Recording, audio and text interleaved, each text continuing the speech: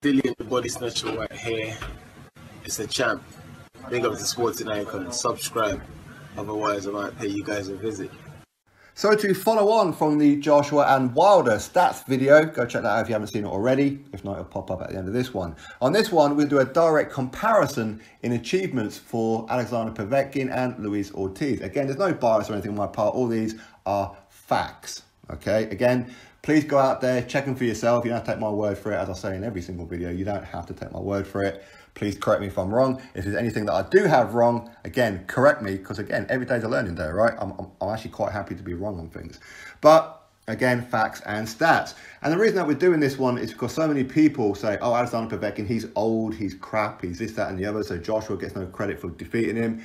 Dillian Whyte gets no credit for potentially fighting Povetkin and whatever else. And Deontay Wilder done absolutely fantastic of defeating Luis Ortiz. So let's see who's right and who's wrong.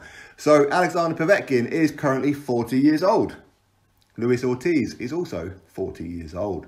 So they're the same age, but Luis Ortiz is actually 6 months older than Povetkin. So Ortiz is actually older than Povetkin, okay? So yes, there are rumours that Luis Ortiz is actually much, much older, but officially it's a case of Luis Ortiz is 6 months older than Povetkin. Alexander Povetkin had 132 amateur fights. Within those 132 amateur fights, he achieved so many gold medals and silver medals. It's unbelievable, like on the world championships, etc., etc., and of course Olympic gold as well.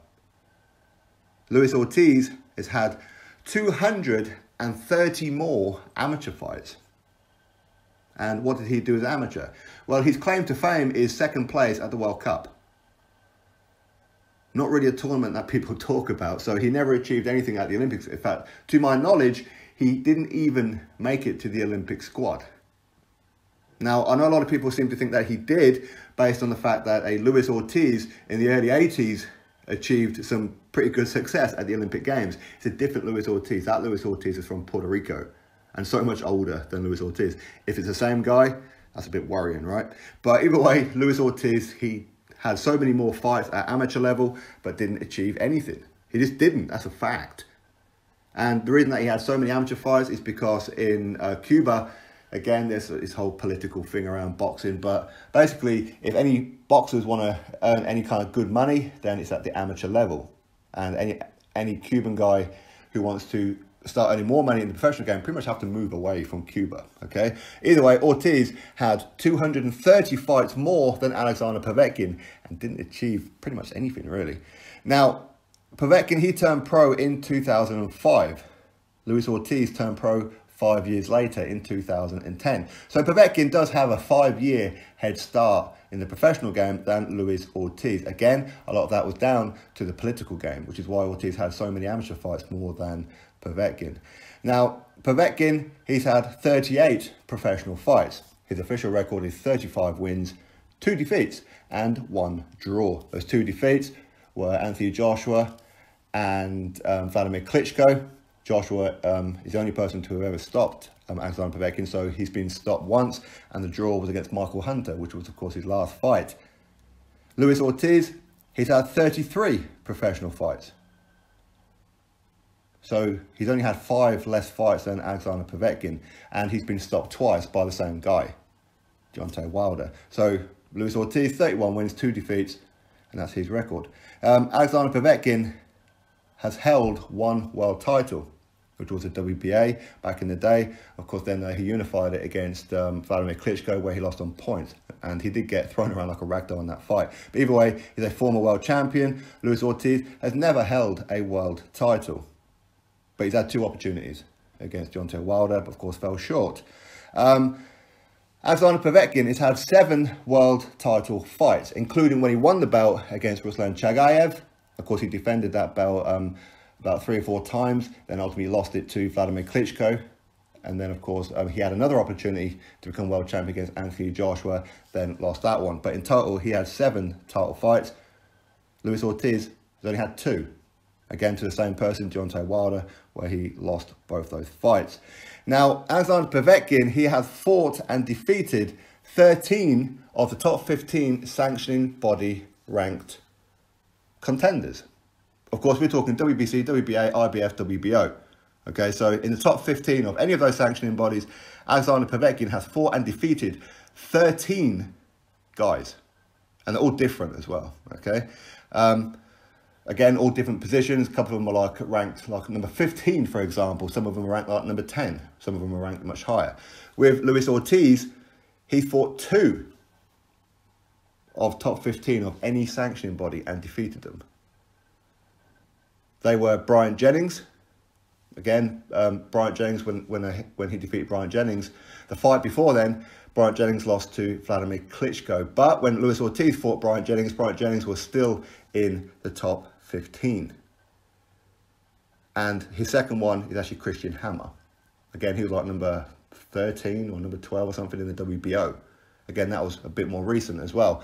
Now, it would have been 3. And the guy was called Kyoto... I forgot his damn name now. Oh, Khalif Coyote, or something like that. Anyway, he was ranked like at number 12 or 11 or something in one of the sanctioned bodies. Luis Ortiz did fight him and defeat him. But he was the first person to actually defeat him. But that was just erased from the record because Ortiz failed a drug test.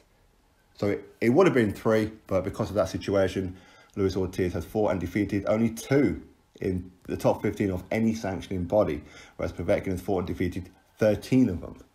Now, Ring Magazine. This one is worse than what I thought it was going to be, to be honest with you, whereas Alexander Povetkin has only fought and defeated 1 in the top 10 of the Ring Magazine. As in top 10 at the time when he fought these guys. Only 1 of them, which was Ruslan Chagayev. So, with all the other guys that he fought and defeated, none of them were ranked in the top 10 of the Ring Magazine, which I was very surprised about. I thought that that would be a bit higher, but it's not. It's actually 1. Ortiz has never fought and defeated anybody in the top 10 of the Ring Magazine. Never. Okay. And, of course, as I said earlier, Alexander Povetkin won gold at the Olympics, and Luis Ortiz never qualified. And the reason for this video is quite simply, this isn't to say that Alexander Povetkin definitely smokes Luis Ortiz or whatever it may be. It just goes to show that those who give credit to Deontay Wilder for defeating Luis Ortiz, those who say Dillian Whyte should be fighting Luis Ortiz and not Alexander Povetkin, you are dumb. Okay, quite clearly you don't know what it is that you're talking about. You don't know. Alexander Povetkin is a far more achieved guy than Luis Ortiz by a hell of a distance. It's not even close. Not even close. Alexander Povetkin is younger than Luis Ortiz. Alexander Povetkin's had 230 fights less than Luis Ortiz in the amateurs. But he did have a 5-year head start on him in the pros. He does have a couple more fights in the pros than Luis Ortiz. But both of these guys have got 2 losses on their resume. Povetkin, of course, was to Vladimir Klitschko, where he went the distance with him, but he's been stopped once by Anthony Joshua. Luis Ortiz has been stopped twice by Deontay Wilder. The top 15 of all the sanctioning bodies, again, Povetkin kicks his backside all over that one, and Ortiz only has 2. So, again, we can see that Povetkin is a far more credible opponent than Luis Ortiz. He's far more credible. So anybody who says, people should be fighting Luis Ortiz and not old man Povetkin, you don't know what you're talking about. You don't know what you're talking about. And it's not like Luis Ortiz hasn't had opportunities, because he has. He could have fought Dillian Whyte on a couple of occasions, but didn't want to do it. In the earlier days, when Ortiz was signed up with Matchroom, Luis Ortiz got his contract terminated because he fought Malik Scott and Dave Allen and looked terrible. He was supposed to be this big bad boogeyman. Come in there and make a huge statement. Looked awful. Looked absolutely awful. He struggled with Dave Allen, of all people, who Dave Allen had already had a loss at that point. Never been stopped, granted, and was 1 second away from the final round. So how is Luis Ortiz a more credible opponent than Alexander Povetkin? He's not. He just isn't. The only difference, really, is the fact that may make him a bit more dangerous is that he's southpaw. That's the only real kind of like difference. But other than that, Povetkin has achieved and done a hell of a lot more than Luis Ortiz. Fact, not opinion. Fact. Povetkin is a far more credible opponent than Luis Ortiz. Don't get me wrong, I'd love to see these two fight. But it's a fact, Povetkin is far more achieved and has a far superior resume. And is a far more, quite clearly, dangerous opponent and credible win for anybody who fights and defeats Alexander Povetkin. Drop your thoughts below, click thumbs up, subscribe. Catch you all on the next video.